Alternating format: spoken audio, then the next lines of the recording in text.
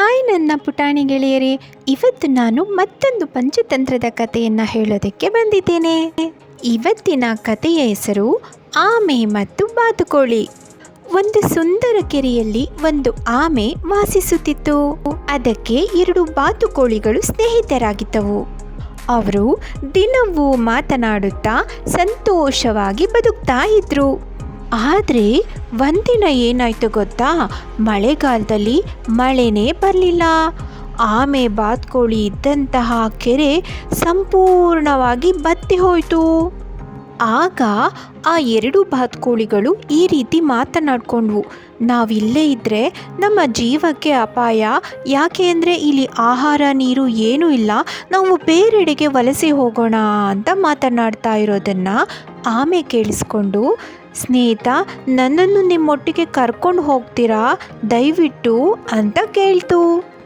ಆಗ ಬಾತುಕೋಳಿಗಳು, ಈ ಆಮೆಗೆ ರೆಕ್ಕೆನೇ ಇಲ್ಲ, ಹೇಗೆ ಕರೆದುಕೊಂಡು ಹೋಗೋದು ಅಂಥೇಳಿ ಒಂದು ಉಪಾಯ ಮಾಡ್ತು. ಬಾತುಕೋಳಿಗಳು ಒಂದು ಕೋಲನ್ನು ತಗೊಂಡು ಬಂದು ಆಮೆಗೆ ಹೇಳ್ತು, ಈ ಕೋಲನ್ನು ನೀನು ಬಾಯಲ್ಲಿ ಗಟ್ಟಿಯಾಗಿ ಕಚ್ಕೋ, ನಾವು ಈ ಕೋಲನ್ನು ಹಿಡ್ಕೊಂಡು ಹಾರಿಕೊಂಡು ಹೋಗ್ತೀವಿ ಅಂತ. ಆದರೆ ಒಂದು ಕಂಡೀಷನ್ ಹೇಳ್ತು, ನೀನು ಯಾವುದೇ ಕಾರಣಕ್ಕೂ ನಿನ್ನ ಬಾಯಿನ ತೆರಿಬೇಡ ಅಂತ ಹೇಳಿತು. ಆಮೆ ಮತ್ತು ಬಾತುಕೋಳಿಗಳು ಖುಷಿಯಿಂದ ಆಕಾಶದಲ್ಲಿ ಹಾರಾಡ್ತಾ ದೂರ ಪ್ರಯಾಣ ಮಾಡ್ತಾ ಇದ್ರು. ಆಗ ಆ ಹಳ್ಳಿ ಜನ ಈ ವಿಚಿತ್ರವನ್ನು ನೋಡಿ ಜೋರಾಗಿ ನಗತೊಡಗಿದ್ರು. ಅಲ್ಲದೆ ಏನೇನೋ ಮಾತಾಡ್ತಾ ಇದ್ರು. ಅಲ್ಲೋಡಿ ಏನು ವಿಚಿತ್ರ, ಆಮೆ ಕೋಲಿಡ್ಕೊಂಡು ಹಾರ್ತಾ ಇದೆ ಅಂತ ಜೋರಾಗಿ ನಗೋದನ್ನು ನೋಡಿ ಆಮೆಗೆ ಸಿಟ್ಟು ಬಂತು. ಆ ಜನರಿಗೆ ಉತ್ತರ ಹೇಳಬೇಕು ಅಂತ ಹೇಳಿ ತನ್ನ ಬಾಯಿ ತೆರೆತು. ಆದರೆ ಮೇಲಿಂದ ಕೆಳಗೆ ತಪ್ಪಂತ ಬಿದ್ದು ತನ್ನ ಪ್ರಾಣ ಬಿಡ್ತು. ಆಮೆ ಮಾತಾಡ್ತಾ ಇದ್ದಿದ್ರೆ ಅದು ಸುರಕ್ಷಿತವಾಗಿ ಅದರ ಸ್ಥಳನ ತಲುಪ್ತಾ ಇತ್ತು. ಪಾಪ ಆಮೆ.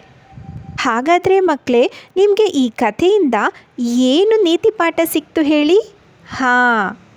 ಅವಸರದಲ್ಲಿ ಮಾತನಾಡಬಾರ್ದು, ಯೋಚನೆ ಮಾಡಿ ಮಾತನಾಡಬೇಕು.